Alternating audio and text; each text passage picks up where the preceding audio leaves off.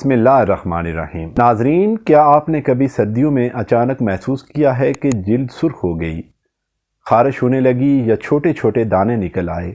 अक्सर लोग समझते हैं कि ये बस खुश्क मौसम है, लेकिन हकीकत ये है कि ये एलर्जी या दाने अक्सर छुपी हुई वजूहात की वजह से बढ़ते हैं, और अगर वक्त पर इलाज न किया जाए तो मसला मुसलसल बढ़ता रहता है।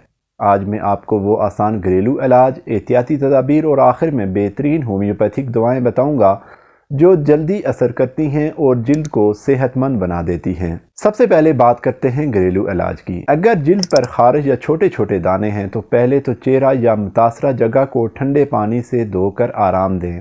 एलोवेरा जेल या नारियल के तेल से हल्का मसाज करें। ये न सिर्फ ठंडक देता है बल्कि खारिश को भी कम करता है। शहद को मुतासरा हिस्से पर लगाने से जिल्द नरम और हमवार हो जाती है। अगर दाने या खारिश ज्यादा हो तो बेकिंग सोडा का हल्का सा पैक भी फायदा देता है। अब आते हैं एहतियाती तदाबीर की तरफ। सख्त साबुन या केमिकल वाले फेस वॉश इस्तेमाल ना करें।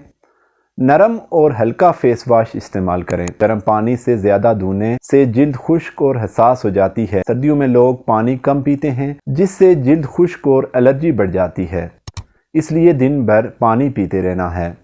बाहर जाते वक्त अपने हाथ और जिस्म को ढांप कर रखें और सिंथेटिक कपड़ों से परहेज करें क्योंकि वो खारिश बढ़ा सकते हैं।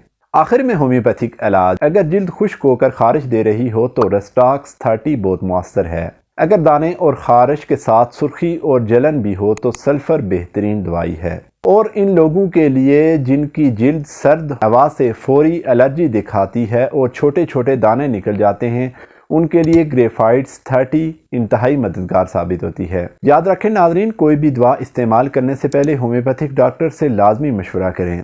दवा हमेशा अलामात के मुताबिक इस्तेमाल करें ताकि जिल्द जल्द सेहतमंद हो सके। अगर ये होम्योपैथिक दवाएं बाकायदगी से ली जाएं तो जिल्द की एलर्जी और दाने कम हो जाते हैं और जिल्द नरम और साफ महसूस होती है। नाजरीन, अगर वीडियो पसंद आई हो तो वीडियो को लाइक, दूसरों के साथ शेयर करें और चैनल को सब्सक्राइब ज़रूर करें ताकि आपको मज़ीद फ़ायदेमंद सेहत की वीडियोज़ मिलती रहें। अल्लाह हाफिज़।